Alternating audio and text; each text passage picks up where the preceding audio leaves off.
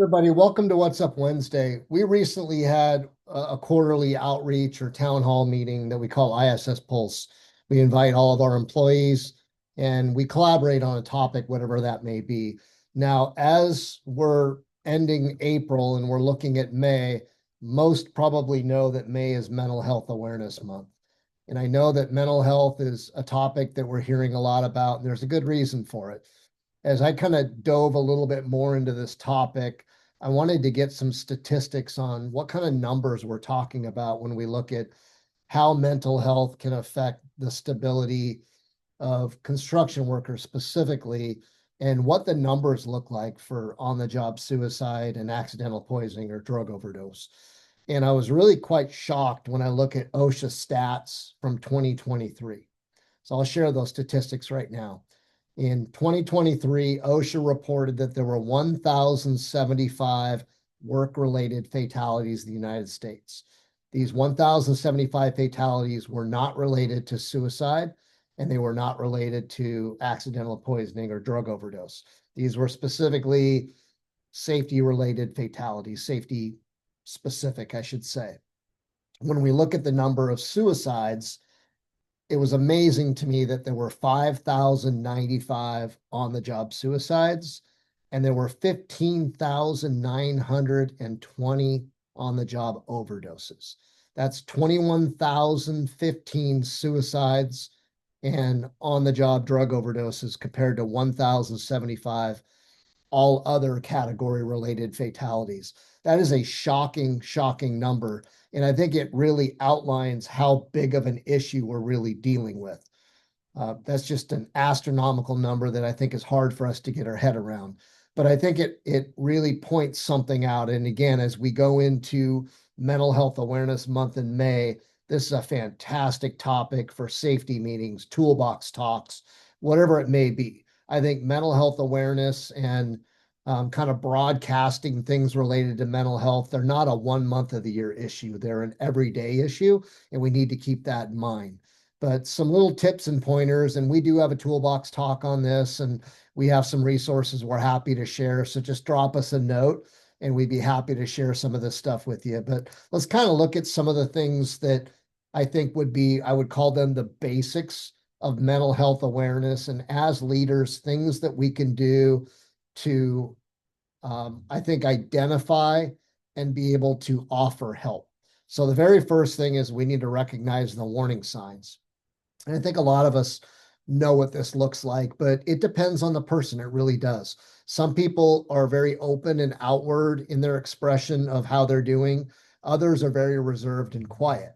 But I think the biggest thing that I've heard from people who have dealt with extensive issues related to employee mental health is they notice a shift or they notice a change of some kind in the employees.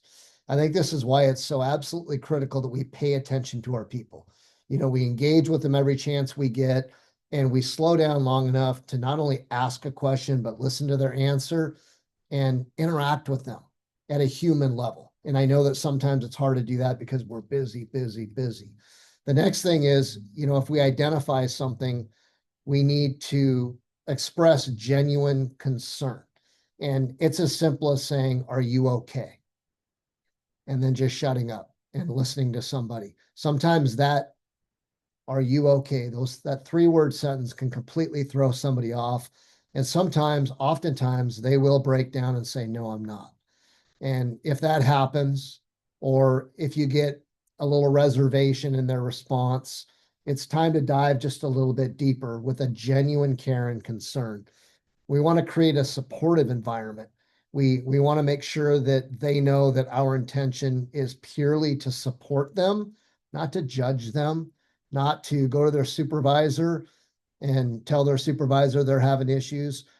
Our intention is purely to help them. We got to create that safe environment. Otherwise, they're not going to share with us. If they don't share with us, there's nothing we can do to help them. We need to listen without judgment, as I mentioned. I think that's absolutely key. You don't want to judge anybody how they're feeling, and whether it's rational or irrational, whether it makes sense or doesn't make sense to you, it does to them. So we need to ask questions, listen, and not make assumptions or not try to poo-poo anything that they're saying. try to convince them that no, your life's not that bad, right? That's not our role. Our role is to find them help. And and that's the point where we encourage professional help. There are a lot of resources out there. 988, the suicide hotline's a really good one. If somebody is at that point, you can also use 911 and dial, for emergency service. But ultimately, there are a lot of different options, a lot of different resources we can send them to, from employee assistance programs to online resources, you name it. There's all kinds of stuff out there, but ultimately it's our responsibility. It should be our responsibility to try to find a way to get them the help that they need. And and again, utilize all the sources that we have available to us. There's so many.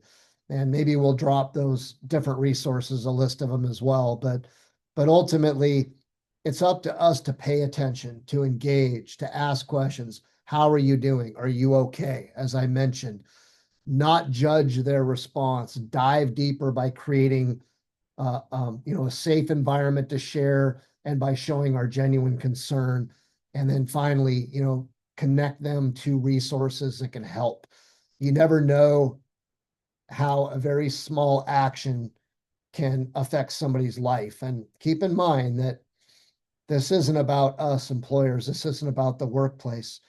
But those 21,000 fatalities that occurred from suicide and drug overdose on the job, those were work-related fatalities on the OSHA 300 law. And that's not our motivation to fix this problem, but you need to know that if that happens on the job site, that is recordable on the OSHA 300, and none of us want to lose a person. And I think, one thing maybe to be said is that the person who is overdosing or committing suicide, we lose that person.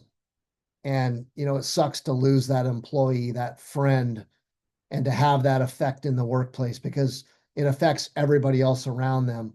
And it also affects their family. When they're gone, a lot of people are hurt. They may look at it as a way out, but for everybody else, that person's going to be missed. And it is our responsibility. It should be our obligation to make sure that we catch these things before it's too late. The reality is that we can't catch them all, but we need to be paying attention. And May is a really good month to kind of think about this and reinvigorate ourselves to talk about it and do what we can to help with this problem. So hopefully that's helpful. We'll see you next Wednesday.